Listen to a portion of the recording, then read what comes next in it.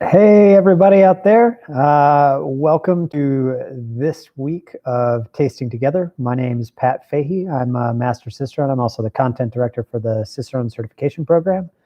And this week we're going to be talking about Belgian Dubbel. So,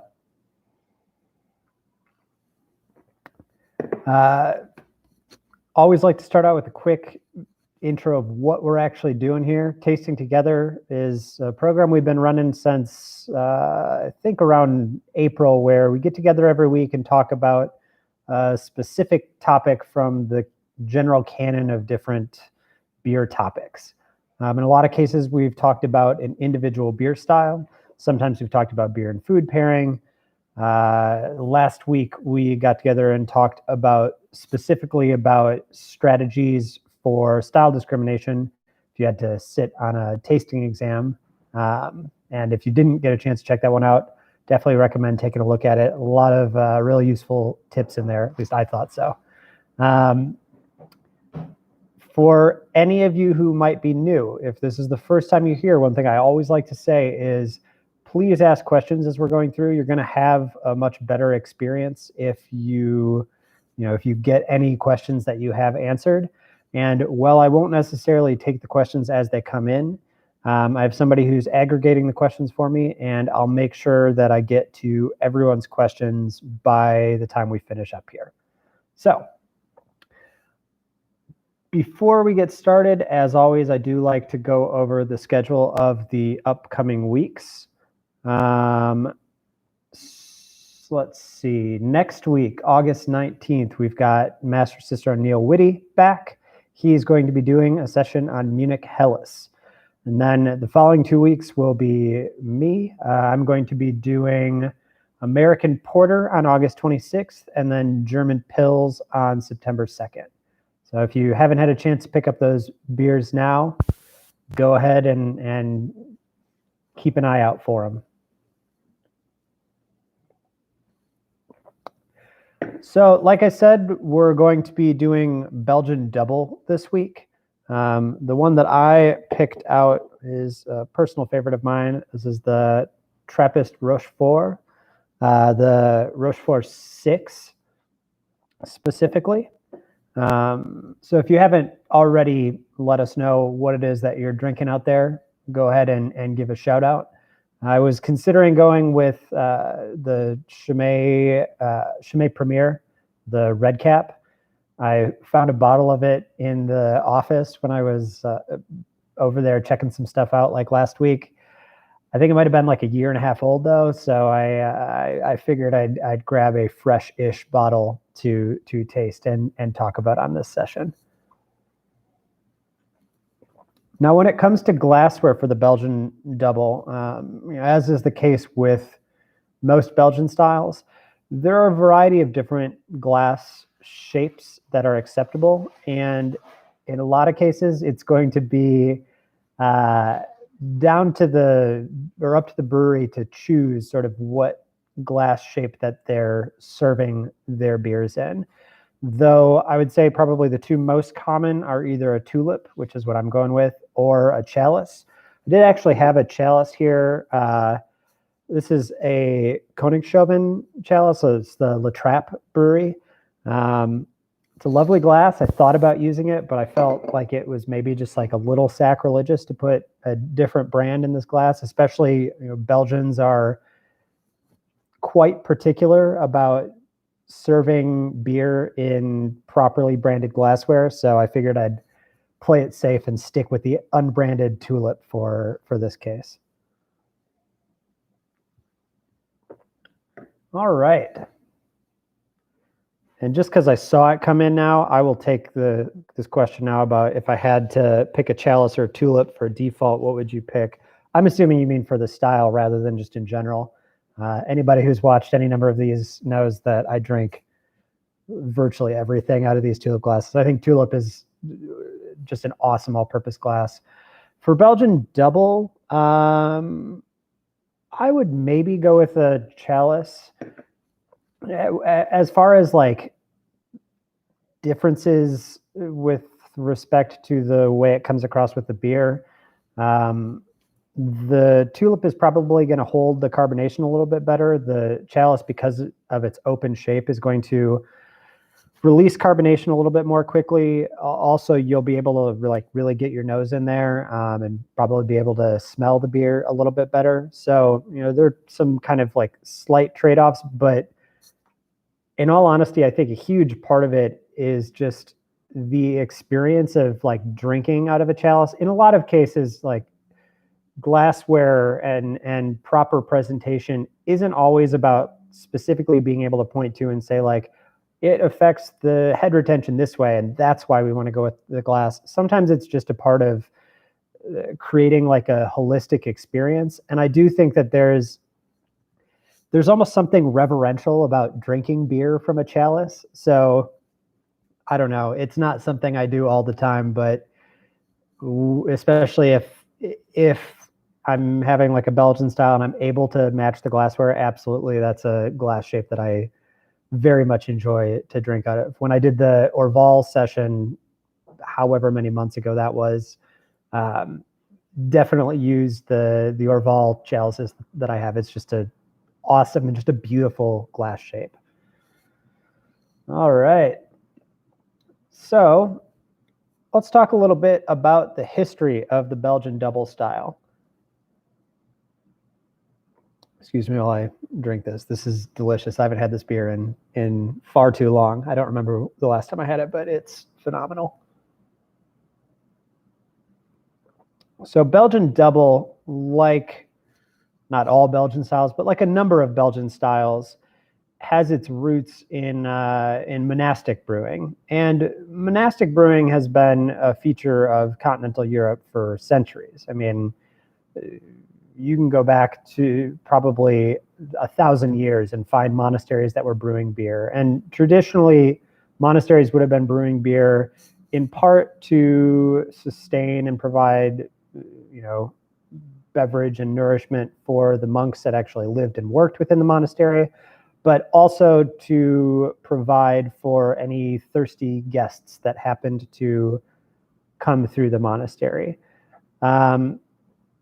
When we talk about monastic brewing these days, a lot of times the first thing that people think about is Trappist brewing, which makes sense since it is kind of the best known example of modern monastic brewing. And I once again, referencing that Orval video, did talk a little bit about what it means to be a Trappist brewery there, but just to recap really quick, the Trappists are a specific order of monks. I believe it's a subset of the Cistercian order. And there are, I believe, about 170 different Trappist monasteries in the world. Today, about 13 of them brew beer. And in order to be a Trappist brewery, first and foremost, you need to be a Trappist monastery. The beer needs to be made entirely on the grounds of a Trappist monastery. Monks need to either be involved in the brewing process or at least oversee the brewing process in some way. And then also there are some stipulations with regard to proceeds or profits. The economic activity of selling the beer is meant to support the brewery or support the monastery, support the acts of the monastery more broadly. And any money made beyond that point is typically donated into the community surrounding the monastery. So not a profit-making venture. For a number of years, there were kind of like 7 core Trappist breweries. I remember when I started learning about beer, like you look back a decade ago, there were 7 Trappist breweries, 6 of them in Belgium, 1 of them in the Netherlands. In the last 10 years, we've seen Trappist breweries spring up in several other countries around the world. One of the things that I like to say, some people will sometimes ask, like, are there a bunch of new like Trappist monasteries opening up? Like, that's very much not the case. It's more that a number of monasteries in the last decade have decided to try to use brewing to support the monastery more so than we're doing it in the past. So when you look at kind of the new Trappist monasteries that exist. We've got Trefontane in Italy, Stift Engeltzell in Austria. We've got Spencer in the US. Others have opened one recently in the UK. There's one in Spain. A lot of those newer Trappist monasteries or Trappist breweries are not new monasteries. New Trappist breweries are producing a sort of a more novel mix of styles. When you look at that sort of core historic group of 7, though, the 6 in Belgium, if you discount Orval, because Orval makes their own sort of totally unique beer. So the other 5 in Belgium, which are, let me see, Westmalle, West Vleteren, Rochefort, Akel, and who am I missing? We've got La Trappe Koningshoven up in the Netherlands. This is terrible. I just dropped one out.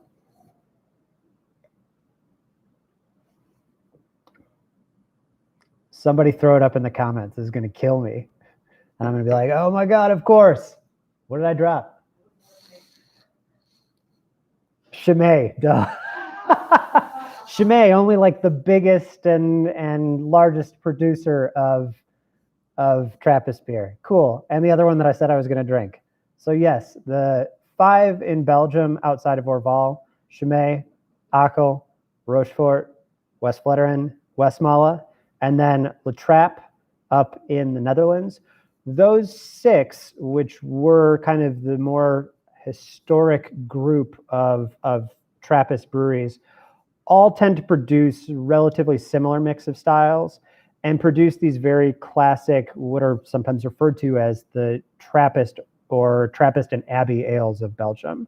Styles like Belgian Single, Belgian Double, Belgian Triple, and Belgian Quad, which the BJCP refers to as Belgian Dark Strong Ale.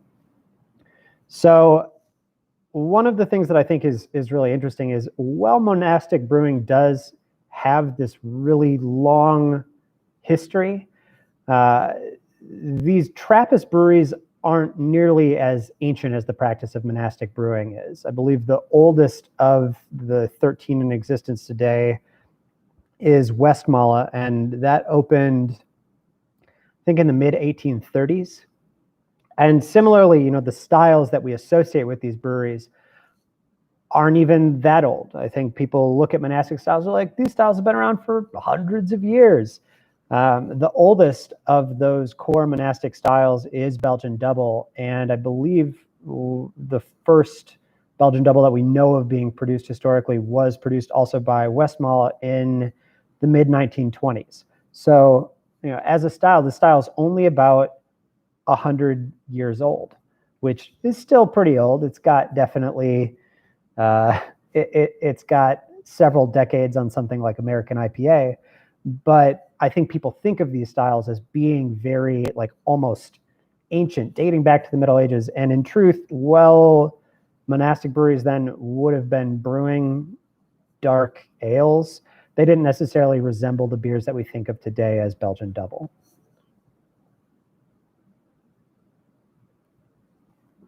Now, one other thing I want to talk about is the naming scheme for these beers. And I mentioned already, you have single, double, triple, quadruple. I get this question a lot when I'm teaching, what do those names refer to? Is it like double the amount of grain, or the amount of hops, or the alcohol content, or, what specifically do they refer to? And to be entirely honest, and I know this because we did a fair amount of research for this when we were putting together the Belgian Road to Cicerone book,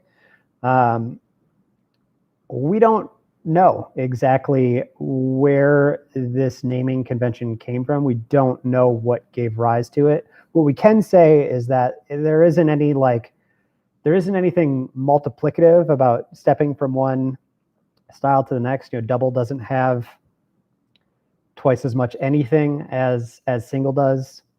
Quadruple doesn't have twice as much, nothing like that. But as you go up the scale from single to quadruple, you do see a continual rise in alcohol content. Each step goes up usually about 1.5 to 2% alcohol.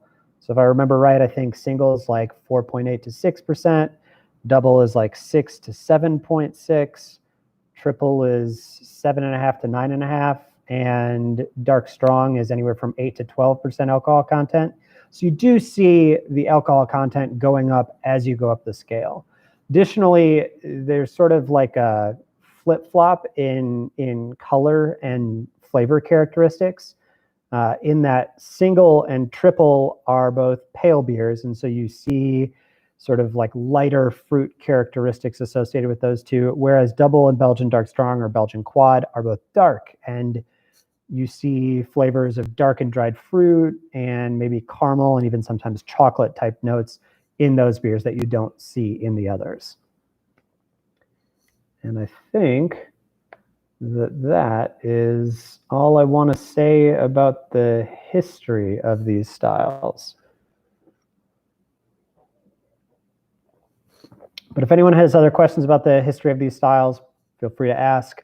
Additionally, I mentioned that the Belgian Road to Cicerone book, which we released earlier this year, has an entire chapter dedicated to the different Trappist breweries of the world, as well as a chapter on these Trappist styles. So if that's like a topic area that you're really interested in, that's a great resource for that.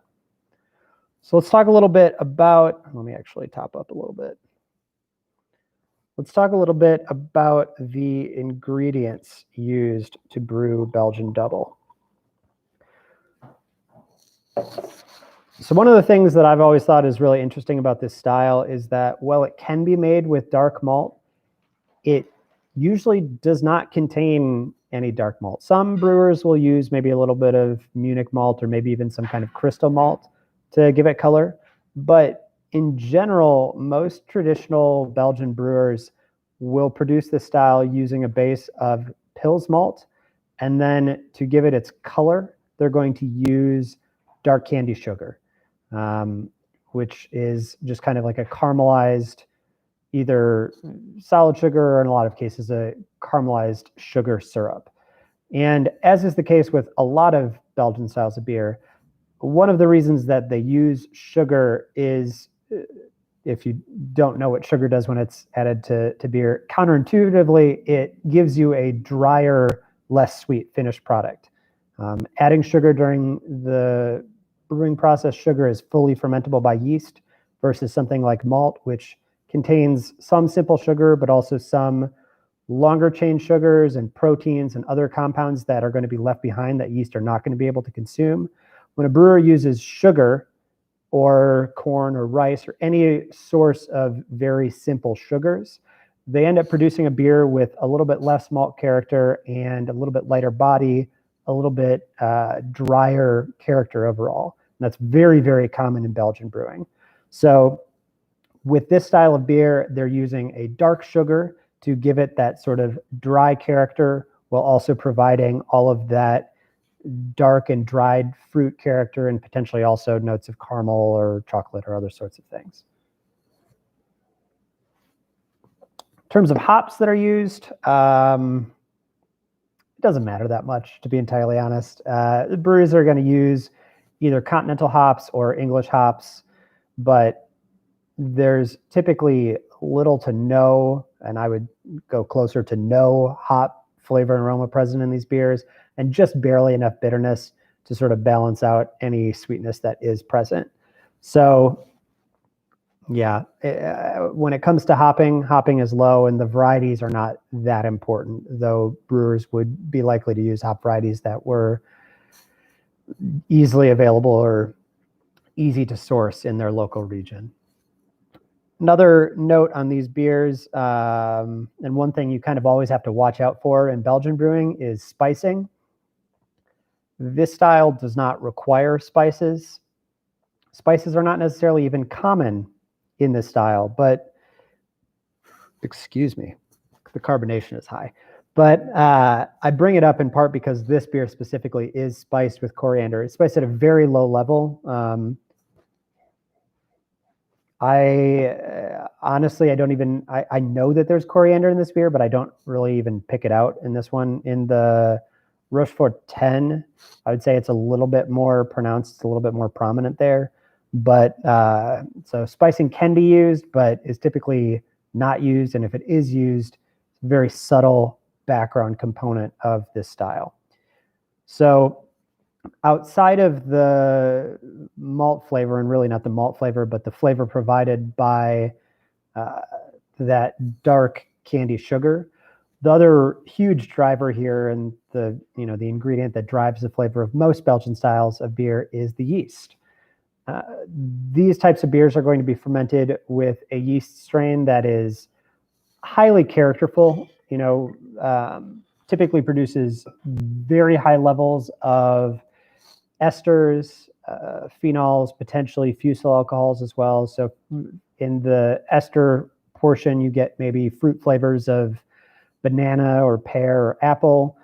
From a phenolic perspective, you may be looking at notes of black peppercorn or clove.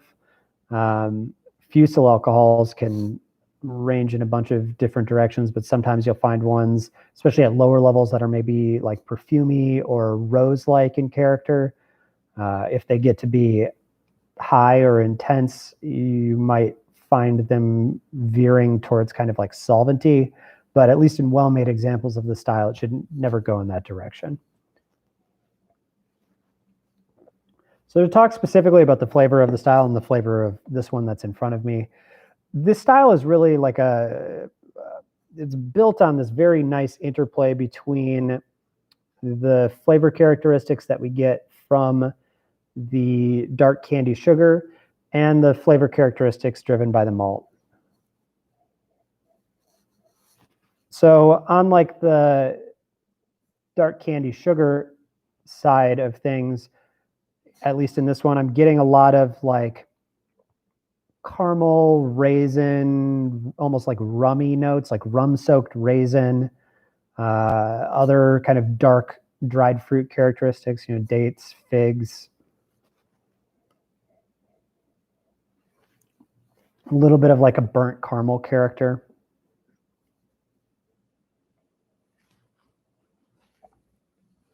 It kind of syncs up too with the yeast character. There's a little bit of like a banana isoamyl note present, and those two kind of combine for like a brulee banana sort of character that's really enjoyable.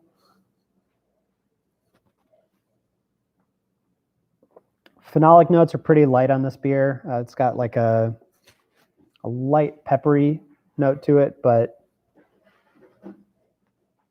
really kind of driven by the fruit, the dark and dried fruit from that candy sugar, and the interplay between that and sort of the fruity yeast esters that I'm picking up.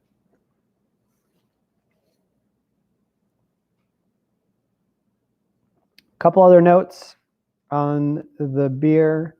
One of the things that is typical of a lot of Belgian styles of beer, and is certainly true about this style, that carbonation is usually very, very high. Beers are usually extremely effervescent. The body is actually, on this one, medium, maybe even medium light. It's not terribly, it's not super full bodied, and part of that is, once again, owed to the use of sugar, which thins out the body a little bit. Another thing that's pretty common in Belgian beers is, even when you have beers that are a little bit higher in alcohol, I think this one is 7.5%. The alcohol content is usually very well hidden. I don't perceive much in the way of alcohol warmth on this beer. And another thing that I think is really interesting, and I think is worth trying for all of you out there at home, one of the things that I hear with people a lot on these beers is they'll say that they seem sweet, or even that they smell sweet. And one of the things that I talk about a lot when I do classes is that sweetness is not a thing you can smell. You can smell flavors that remind you of sweetness.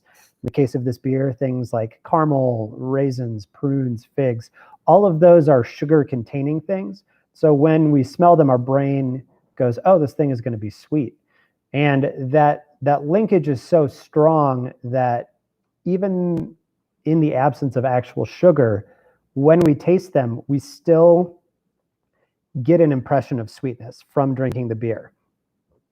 So what I want everybody to do at home, and you can do it because, I mean, I guess you guys will get to see me do this, but for you, nobody's watching, hopefully. Go ahead, pinch your nose, and take a sip of the beer, and keep your nose held shut the whole time the beer is in your mouth, at least for like 5 to 10 seconds. Move the beer around and think about what it is that you're tasting. Pay attention specifically to the sweetness level, and then let go of your nose. So I hate doing this on camera, but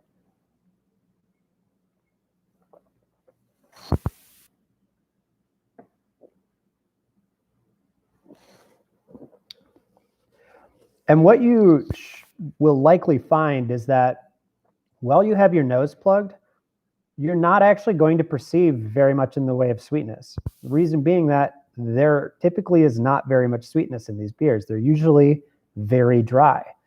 However, that sort of aromatic influence is so powerful. And like I say this when I do this in class, like as soon as you let go of your nose and you get flooded with these aromas of caramel and rum-soaked raisin and all of it, you're like, oh wait, no, it is sweet. Like your brain tricks you that quickly. So, and this is a tip that you can take, anytime you're doing tasting. Wouldn't do it out at the bar. Once again, it's like, looks kind of weird if you're out there and you're like, I want to test the sweetness level of my beer. But like if you really want to get dialed in on assessing the taste of a beer, aromas are incredibly distracting and will influence the way that we perceive the levels of the tastes.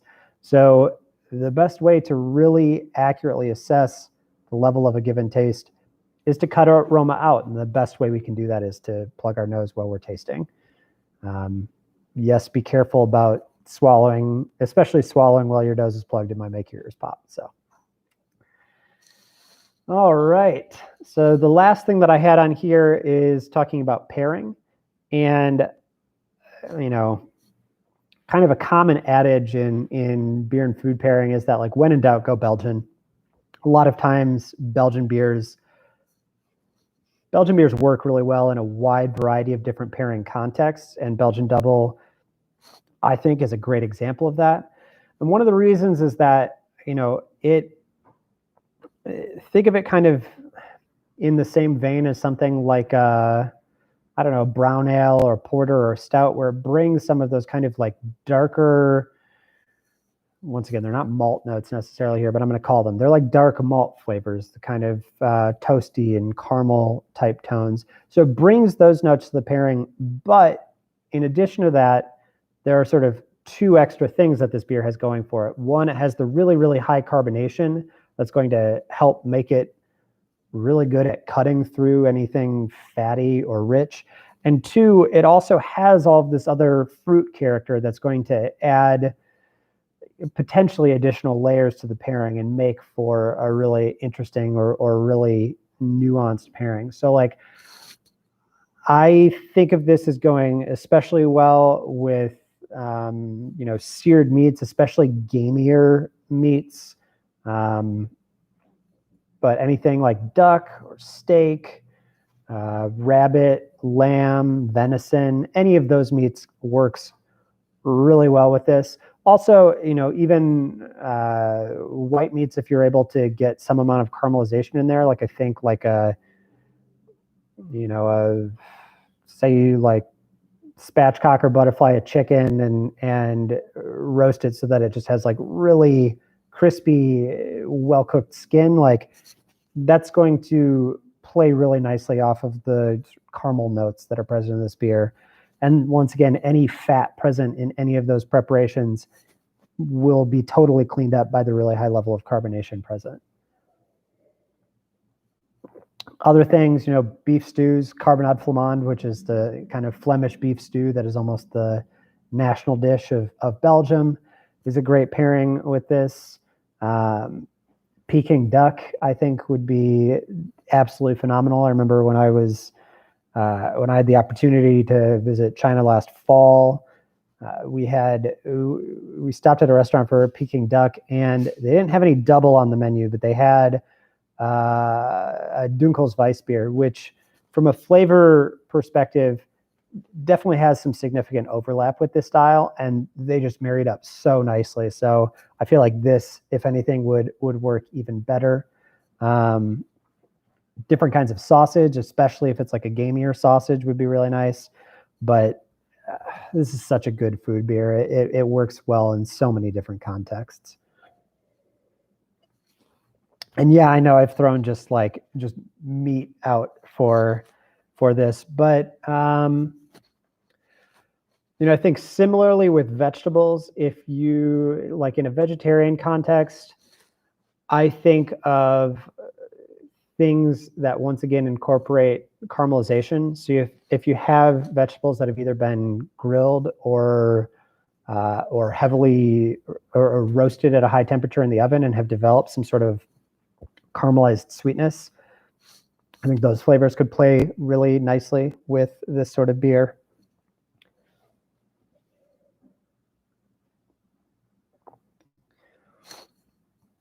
I mean, honestly, I would say just try it with literally anything. Like after we get done here, go eat something and try your beer alongside it. It works in such a wide variety of contexts. It's just a really nice beer for pairing. So let's see what questions I have going on here. So one of the questions that came in early, what temperature is best to serve Belgian beer? It's a pretty broad blanket statement, and it would, you'd have to drill down into like what kind of beer it was. Like I would serve this at a different temperature than I would serve a Belgian wit beer. I would want to serve the wit beer a little bit cooler. For anything, though, that's a little bit higher alcohol, that's like the way that I generally think about serving temperature is I look to raise the serving temperature as beers get higher in alcohol. I think beers that have dark malt character to them generally take well to being a little bit warmer. And this is such a loaded term, but beers that are like more complex, beers with a greater depth of complexity, I think, can be served effectively a little bit higher in temperature, just because the higher temperature is going to bring some of those more aromatic elements out a little bit better. And then sort of the flip side to that is that like any beer where it really relies on or really leans in towards being like a refreshing type of experience, generally try to keep that on the cooler side. And I bring that up because I think of like a beer like a Belgian Saison, which I would argue is an incredibly complex beer, but still one that is intended to be kind of like a refresher. So I would keep that one probably a little bit on the cooler side. Something like Belgian Dubbel, though, I would maybe serve that in the warmer end of the spectrum. For drinking at home, and one of the things that I like to remind people is like, I would always argue for serving beer maybe just a little bit cooler than is ideal, because the thing is that as you drink it, it's going to warm up. And if when you start drinking it, it is too cold, you can like hold it in your hands and it will warm up. So, ideal serving temperature for something like a Belgian Dubbel for me might be 50 to 55 degrees Fahrenheit, like 10 to 13 degrees Celsius. But I would probably, drinking it at home, I'd probably want to start it a little bit cooler, start at like 45 or like 8 degrees Celsius, and then let it kind of warm up a little bit.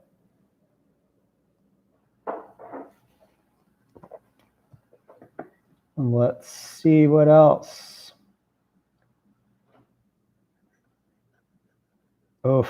Eric wants to know about the properties of the syrup used. Is it invert syrup similar to that used in British styles? Man, that's a really great question. And I've definitely like researched on Belgian candy sugar before, but I don't have all of the particulars like right at my fingertips. My recollection is that it is different than invert sugar syrup, and my recollection of how invert sugar syrup is made is it's like, I believe it's cooked with an acid that kind of helps facilitate caramelization, color change, and conversion of some of the constituents of that sort of sugar syrup. I think that the way that this is done is I believe it's a more straightforward process, but I'm not 100% sure. It's a great and very highly detailed question. I would imagine in a lot of cases, if you asked somebody like, how is your candy sugar made? They'd be like, I don't know. But I believe it can be done just by like cooking a candy sugar syrup to achieve some level of caramelization. Let's see. Tom asks, so there's both a Trappist brewed beer and a Trappist style of beer. Can you have a Trappist brewed beer that is not a Trappist style? I didn't say this when I was doing the intro on Trappist. I meant to, I should have. Trappist is not a style of beer. Trappist is an appellation of sorts in that it denotes beers produced following a certain set of stipulations. And those stipulations are the beer is brewed in a Trappist monastery, monks are somehow involved, and proceeds beyond what supports the monastery goes to the local community or to charity, does not enrich the owners or the members of the monastery.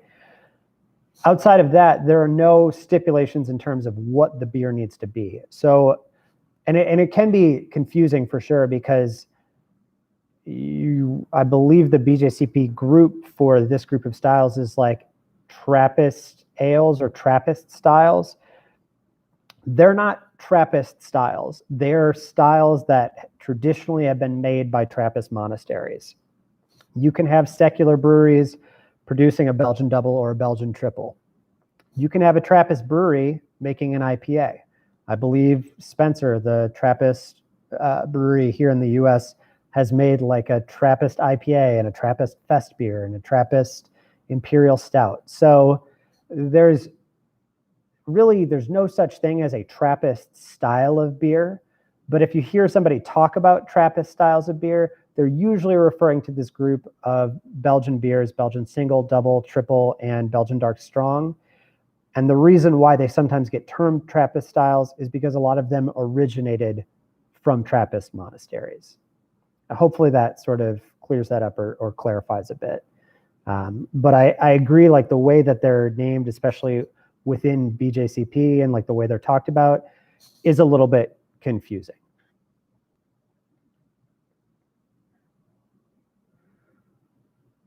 Chris asks, would you consider the various holiday ales put out by various Trappist breweries as a spiced double or quad, or are they different enough to be considered a different category?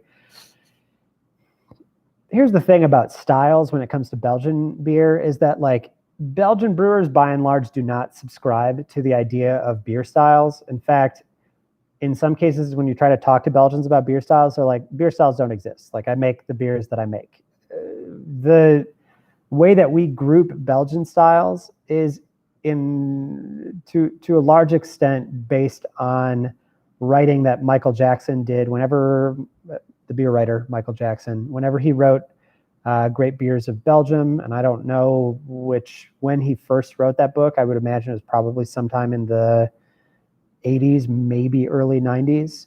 But you know, he was very passionate about Belgian beer, and so he sort of grouped similar beers into categories, and that's where honestly a lot of our style names for Belgian beer styles come from. I would imagine if you talked to a brewery, like a Trappist brewery that was making a holiday beer, they would just be like, this is our holiday beer. You'd be like, what style is it? And they'd like look at you funny and be like, this is our holiday beer. That said, a lot of the holiday beers are just kind of like a spiced Belgian dark strong. And since Belgian dark strongs can potentially incorporate some spices into the mix, you know, I would think of them either just as a Belgian dark strong or as a spiced Belgian dark strong. So that's that's all I got on that.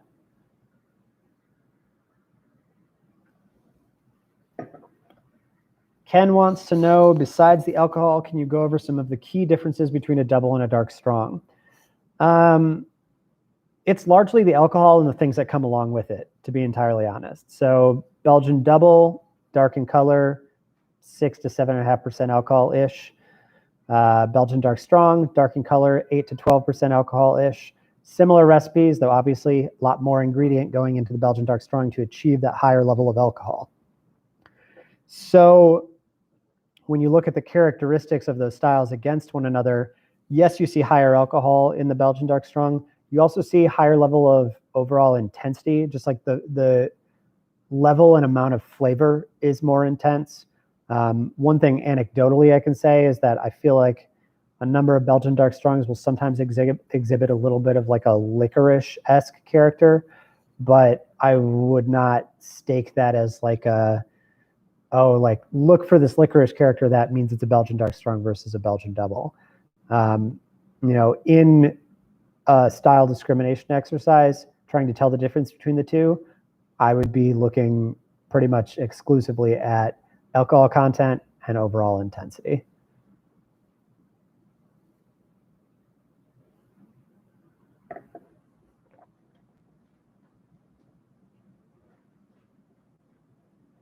And let's see. Caitlin asks, do you think there's a big difference when you drink it warmer versus colder? Absolutely. I mean, any beer is going to present differently as it warms up. And I would say you have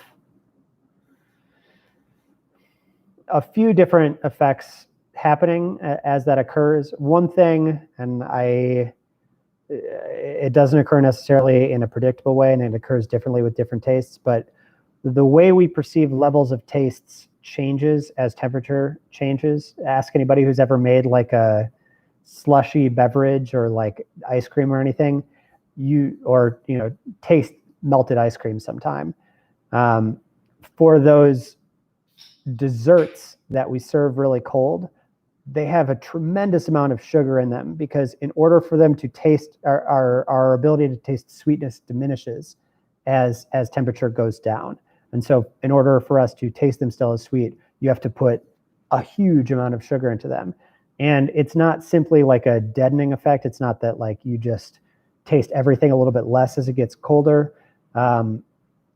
Different tastes react differently to changes in temperature. But the bottom line there is that the taste profile of the beer will shift a little bit as the beer warms. Another thing, from an aromatic perspective, as beer warms, the aroma molecules are going to become more volatile, easier to smell. So the aroma is typically going to become more intense and will change slightly as the beer warms up. And then the last piece is like from like it's not exactly a mouthfeel thing. I don't know exactly how you like quantify refreshingness, but in general, beer gets less refreshing as it warms up. So that's another way that it changes.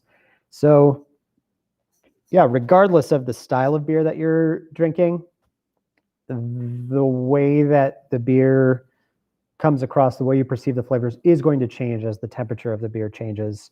If you're trying to figure out what temperature you like it best at, I would recommend start with it cold and pay attention as you taste through it and kind of note where you like it best. And once again, I am always a proponent of just like serve a little bit colder than you think you want, because you can always, it's easy to warm the beer up. Once it's in the glass, it's a little bit harder to cool it down. And then one of the last things I have here is whether or not there is a range in carbonation. And I would say yes, definitely. All of these beers are going to be typically higher in carbonation. If we're talking volumes of CO2, which is, at least in the US, how we typically measure carbonation. Most American styles of beer, whether they're American lager, American ale, are going to fall somewhere between 2.4 and 2.7 volumes of CO2. For Belgian Dubbel, I would say you're starting at a minimum of probably 3 volumes of CO2, but maybe going up as high as 4.5. So depending upon the brewery, that's a pretty big range that you can work within. The carbonation could range from like high to like really, really high. And that's typically what I would imagine you would see in these beers.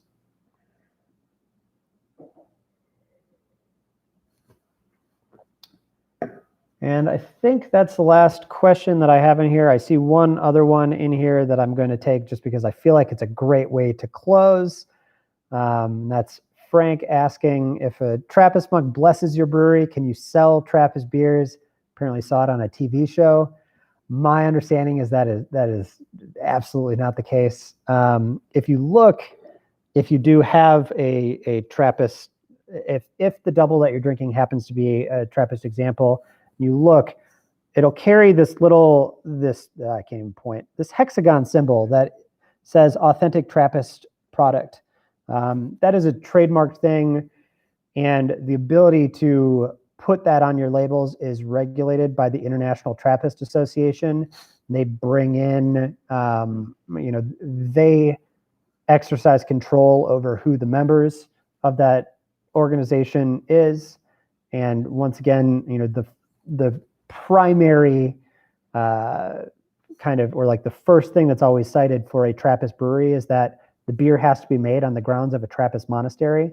So just having a Trappist monk come by and be like, your brewery is really cool, is not enough for you to call your beer Trappist. And if you tried to label it as such, you would likely get sued by the International Trappist Association. And I think that is as good a place as any to close. Oh no. I will take this one last one and then I will shut it down because it is kind of an important distinction. Somebody asked about Trappist versus Abbey styles. Means different things in different places. You'll notice in Belgium that there are a lot of breweries that are not Trappist breweries, but use either monastic imagery or naming. Think like St. Bernardus is a great example of one where not a Trappist brewery, not brewed at a monastery, but still uses kind of the allusion to religious iconography. A lot of times those breweries will be termed as abbey breweries. I believe in Belgium there is actually like a legal definition or there is some sort of definition for abbey brewery where they have to have some sort of association with a religious entity where they're, potentially donating some of the proceeds or something like that. But my understanding is that it's not terribly enforced. When you come to the US, you talk about like an abbey brewery. It's just a brewery that generally makes beers in this style. So Trappist is very specific and conforms to a set of tight regulations. Abbey is much broader and uncontrolled. And that's kind of the biggest difference between those two. So hope you guys all enjoyed stopping by, drinking some Belgian Dubbel. It's a style that is near and dear to my heart, like a number of styles, as I'm sure somebody is about to point out. But delightful beer. I enjoyed drinking it with all you guys. And come back next week to hear Neil talk about Munich Helles. And then hopefully I'll see you guys in a couple weeks. We sit down and talk about American Porter. Cheers.